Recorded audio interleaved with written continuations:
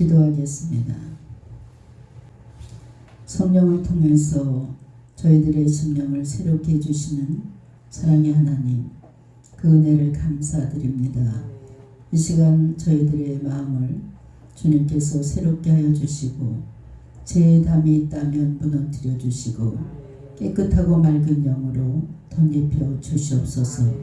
사랑의 주님, 이 시간도 오순절 마가의 다락방에 성령이 맺듯이 바람같은 성령으로 모든 문제를 날려버려 주시고 불같은 성령으로 질병과 영적인 질병까지도 태워 주시옵소서.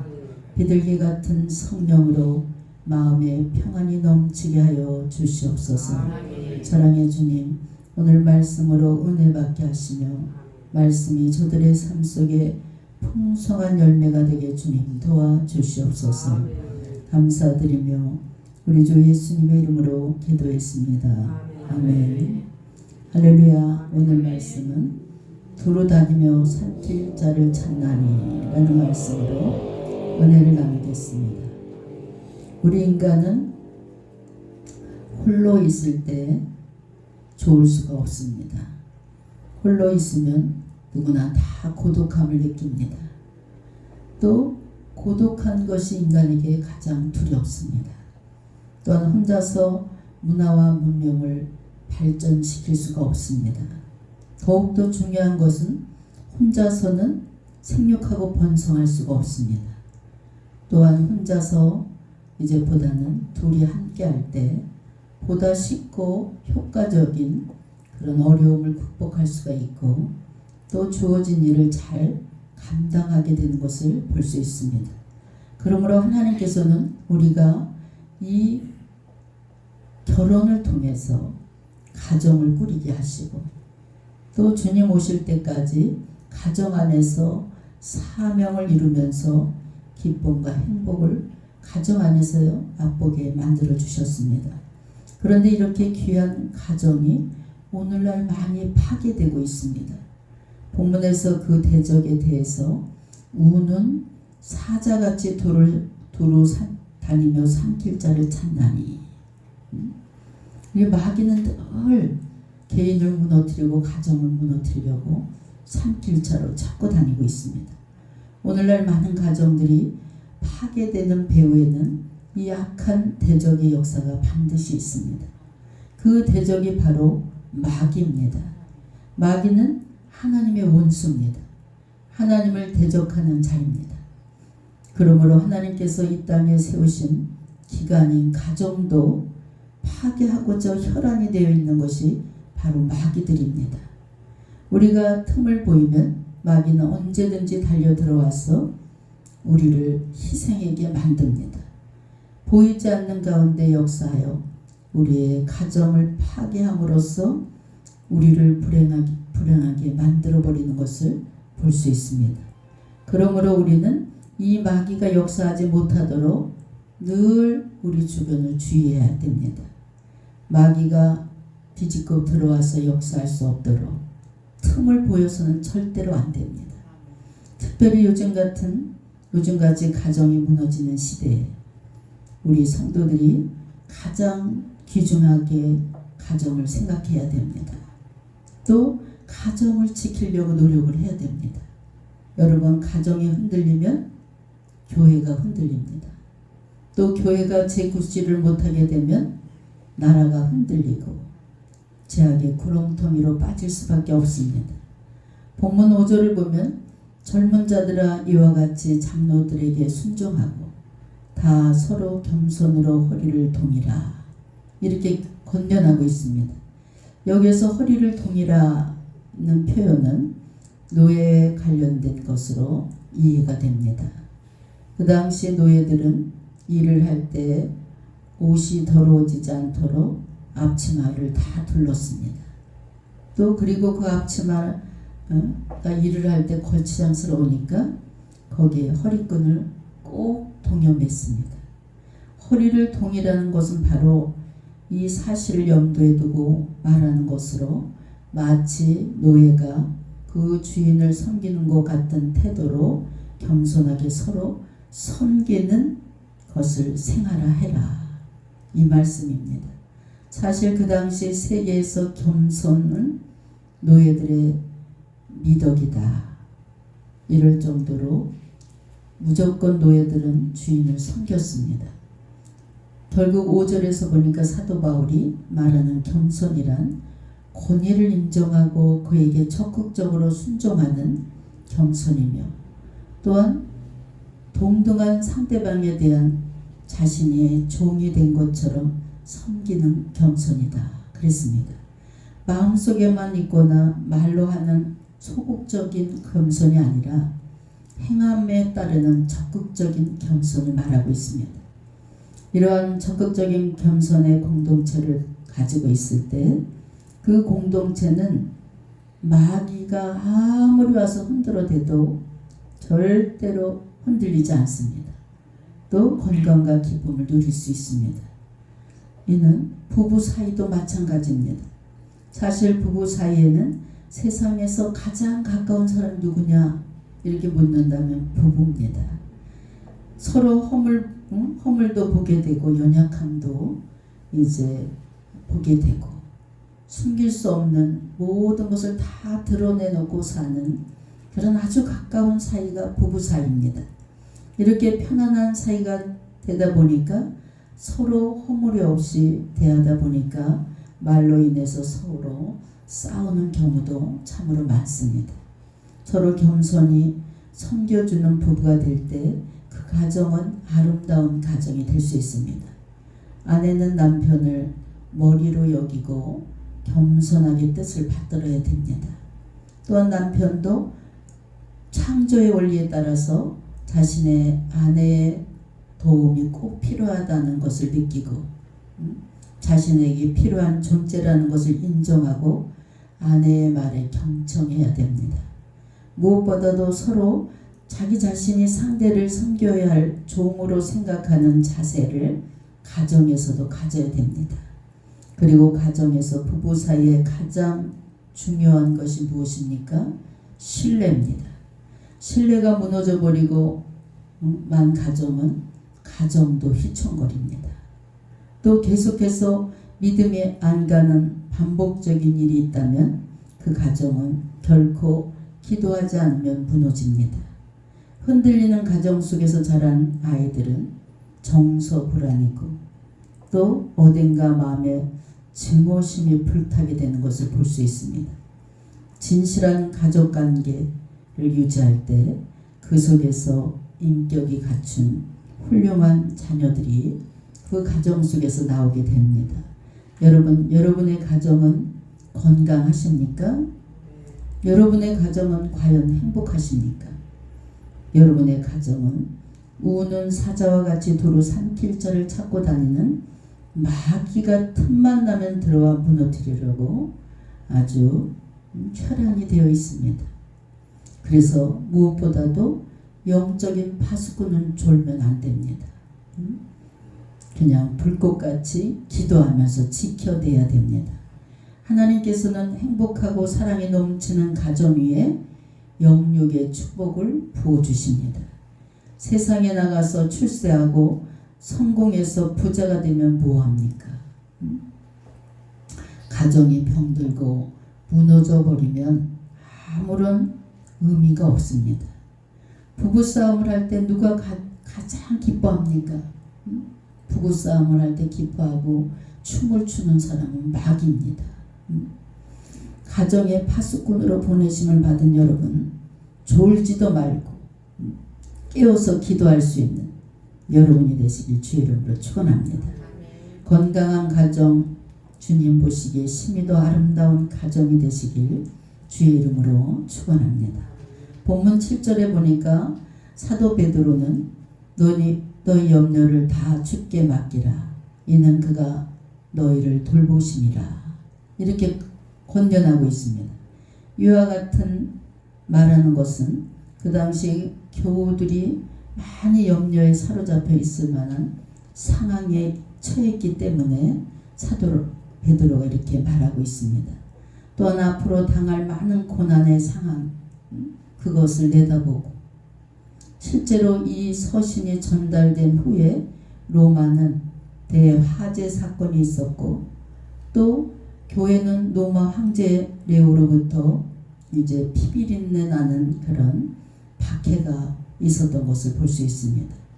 아마도 본서 저자 베드로는 이제 자신이 죽음이 얼마 남지 않았다는 것을 감지하고 또 유언하는 그런 심정으로 성도들이 현재 신앙생활하는 중에 당면할 그 어려움, 장차 일어날 큰 고난으로 인해서 근심과 절망에 사로잡히지 않기를 바라는 그런 간절한 마음으로 이제 권면하고 있는 것을 볼 수 있습니다.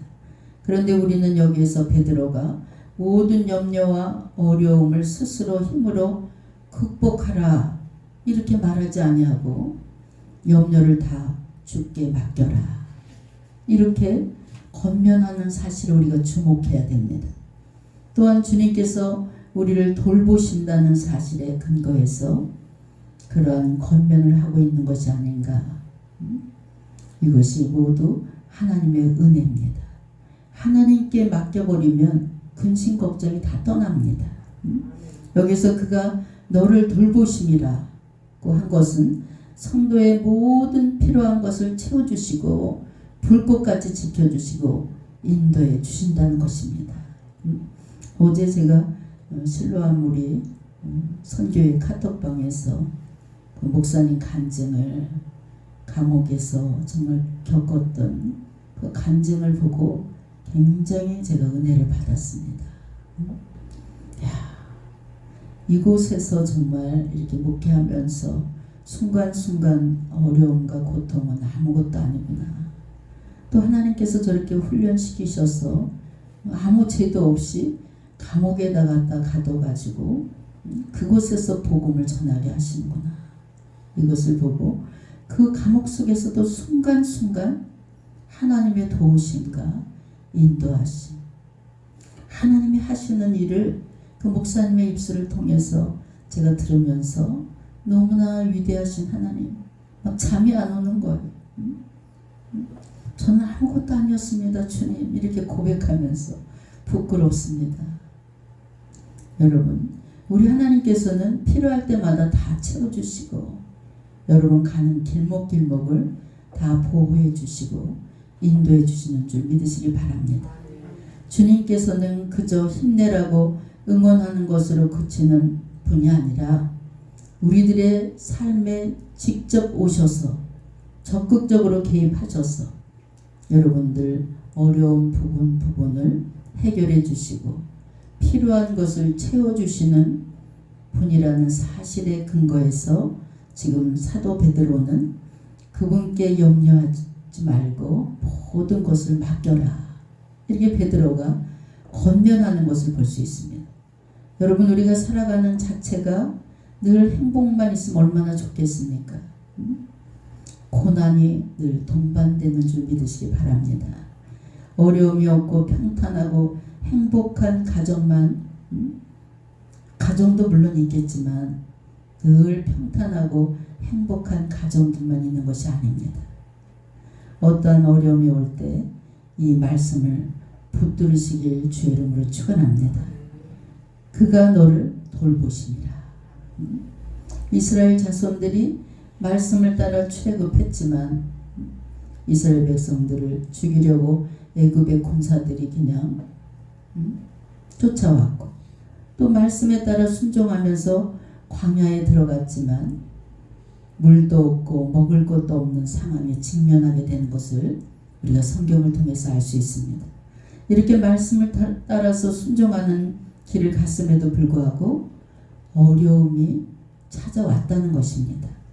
그러나 하나님께서는 그들이 어려움 당하는 그 장소에 함께 해주셨고 또 그들이 처한 모든 문제를 하나님께서 직접 나서서 해결해 주셨다는 사실을 여러분 믿으시기 바랍니다. 여러분, 우리의 인생은 늘 어려움이 찾아옵니다. 흔들리는 모습을 마귀한테 보이지 않는 여러분 되시길 주의 이름으로 축원합니다. 하나님께 모든 문제를 맡겨보시기 바랍니다. 하나님의 도우심의 손길이 나와 함께 한다는 것을 믿고 또 그 믿음을 가질 때 우리는 온전히 주님께 맡길 수 있습니다. 요한복음 14장 1절 말씀에 너희는 마음에 근심하지 말라. 하나님을 믿으니 또 나를 믿으라. 어떤 때는 그냥 태산 같은 문제가 막 있을 때가 있어. 하나님 앞에 매달려서 울고불고 기도합니다. 저희 아버지가 그냥 암으로 요번 수술할 때 고비를 넘길 수가 없습니다.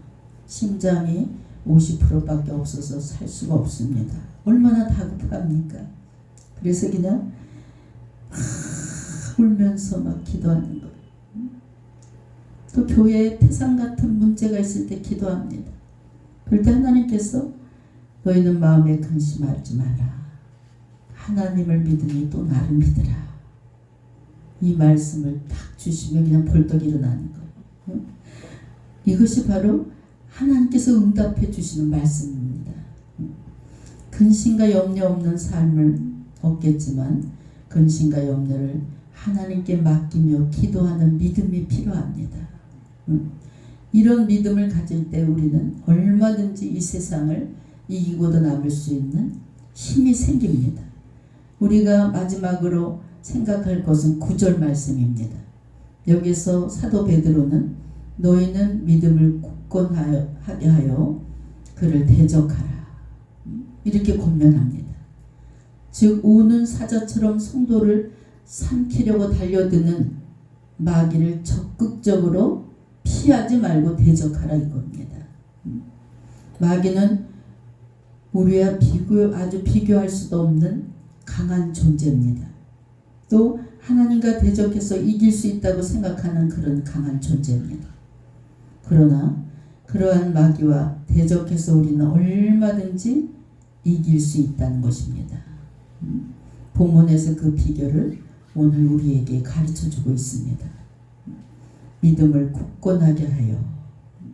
여러분, 믿음을 굳세게 하면 그 어떤 강한 마귀도 다 물리칠 수 있다는 사실입니다. 믿음은 우리가 하나님의 능력을 힘입는 그런 방편이 바로 믿음입니다.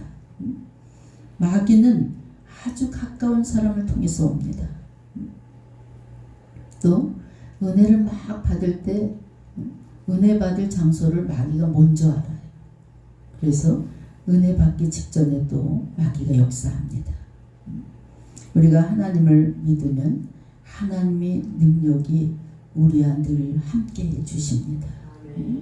그래서 마귀도 대적할 수 있고 얼마든지 물리칠 수 있습니다. 우리는 마귀와 타협하는 그런 마귀의 종이 돼서는 안 됩니다. 때로는 우리들의 가정을 지켜줄 것처럼 유혹도 합니다. 마귀는 타협도 합니다.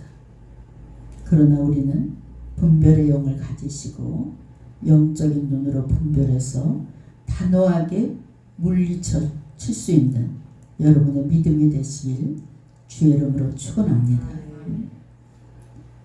우리가 세상을 살다 보면은 불의와 타협하거나 또 불의를 눈감아주거나 또 나에게 조금 유익이 올 때 그냥 손잡고 같이 갈 때가 있습니다. 그러나 유익도 이런 행복이 주는 것은 절대 오래가지 않습니다. 마귀는 우리에게 무서움과 두려움, 또 반면에 달콤하게 우리를 유혹합니다. 그러나 그들의 그 달콤함은 우리들을 제압하기 위함이라는 것을 반드시 우리가 깨닫고 무장할 수 있는 여러분의 믿음이 되시길 주의 이름으로 축원합니다. 마귀를 이길 수 있는 굳건한 믿음을 우리가 다 소유해야 됩니다. 가끔 우리 교회는 귀신 들린 분들이 많이 왔어요. 어느 집사님이 그냥 머리가 확 돌아가지고 아이가 셋인데 밤에 그냥 저 망우리 공동묘지에 가서 밤새 떠들고 새벽에 내려오고 근데 완전히 돌았어요. 근데 남편이 그냥 가정적인 남편이었는데 저 안산 쪽에 가서 일을 한대. 여보, 우리 이렇게 주말 부부 하지 말고 이모에게 애들 맡겨놓고 우리 둘이 가서 같이 공사 끝날 때까지 같이 있자. 이랬는데 부인이 이 집사님이 애들이 셋인데 어떻게 그렇게 하냐고 놔뒀더니 그냥 바람이 났어요. 그 남편이 그냥 아주 바람나서 가버리니까 머리가 돌았어요. 너무 안쓰러워서 그냥 우리 교회는 아니지만 자주 들여다보고 또 아이들 교통비도 좀 마련해서 주고 이렇게 몇 년을 이렇게 돌봤어요. 그런데 그냥 우리 교회 전도사님이 무슨 약점이 있었나 봐요. 앙심을 먹고 칼을 갖고 오기도 하고 점점 강도가 높아지는 거. 주일 예배를 드리려고 저쪽 성전은 굉장히 넓었잖아요. 하얀 방석을 쫙 예배 전에 깔아놓고 일부 성도들이 한 20명 정도는 미리 와 있었어요. 근데 그냥 마귀에 사로잡혀서 그 성전에 와서 막 큰 말 뛰듯이 막 뛰면서 고함을 치면서 난리를 치는 거예요. 그래서 눈을 딱 마주치면서 예수의 이름으로 이 사악한 거 떠나갈지어다. 그러니까 그냥 손채로 그냥 그 방석에다 오줌을 막 싸면서 가요. 오줌을 막 싸면서 그냥 마귀가 나가는 거예요. 자기가 보니까 막 방석에 막 다니는데 다 오줌이 다 묻었거든요. 그러니까 그제서 자기 정신이 돌아오니까 어머머머 창피해갖고 어쩔 줄 몰라. 우리가 마귀는요 딱 부딪히면 우리가 무서움을 가지면 안 돼. 단호하게 그 눈빛을 딱 보고 우리에게 주신 특권이 뭡니까? 예수의 이름으로 딱 눈을 딱 마주치니까 그냥 선체로 그냥 오줌을 막 싸는 거야. 마음속으로 외쳐도 그냥 마귀는 두려워서 떨면서 나가는 줄 믿으시기 바랍니다. 여러분 굳건한 믿음이 이렇게 중요합니다. 오직 하나님을 신뢰하면서 그분의 힘을 힘입어 능력 있는 삶을 살아가시길 주의 이름으로 축원합니다. 마귀의 유혹에 흔들리지 마세요. 하와가 속았던 것처럼 아담이 넘어갔던 것처럼 죄악에 물들지 않는 여러분 되시길 주의 이름으로 축원합니다. 여러분 기도와 말씀으로 여러분의 가정을 지켜야 됩니다. 지금 마귀들은 교회를 무너뜨리고 가정을 무너뜨립니다. 시편 37편 27절에 악에서 떠나 선을 행하라. 그리하면 영원히 살리라. 여러분 마귀가 무섭게 형상을 하고 나타나면 얼마나 좋겠어요. 근데 마귀는 그냥 아주 부드러운 모습, 아름다운 모습, 이런 모습으로 접근합니다. 무섭게 접근하면 다 경계하고 물리칠 거예요. 그런데 마귀는 여러분의 가정을 허무는 여우는 아주 아름답고 달콤하게 접근합니다. 처음부터 고통을 주면 얼마나 좋겠어요. 마귀는 처음에는 아주 기쁨을 갖다주고 즐거움을 갖다주고 행복을 갖다주는 것처럼 하다가 수렁에 빠뜨려 버립니다. 아주 그럴싸하게 유혹합니다. 사기꾼들이 아주 가까운 사람들이 사기꾼이고 친절한 사람들이 사기꾼이에요. 그럴싸하게 아주 친절하게 굽니다. 많은 이익금을 주겠다 이러다가 송두리째 그냥 다 뺏어가 버립니다. 이것이 바로 마귀의 술수입니다. 마귀는 장례식장에서도 마귀가 역사하는 것을 봤어요. 아니 어느 권사님이 정말 그 교회에서 중직이에요. 근데 남편도 집사님인데 목사님 우리 남편이 돌아가셨어요. 장례식장에 이제 가르쳐줘서 제가 갔어요. 그랬더니 정말 충격을 받았어요. 이 권사님이고 남편도 구원의 확신을 갖고 천국에 가신 분인데 동생들이 장남이다 보니까 동생이 5이나 있어요. 동생들이 다 불교 믿고 유교 믿는다 해서 권사님이 직접 제사상을 차려놨어요. 향불도 켜놓고. 그런데 또 목사님들이 이해가 안 가는 거예요. 목사님들이 위로 예배 뭐 이런 예배를 드리러 와서 그 제사상 앞에서 예배를 드리는 거예요.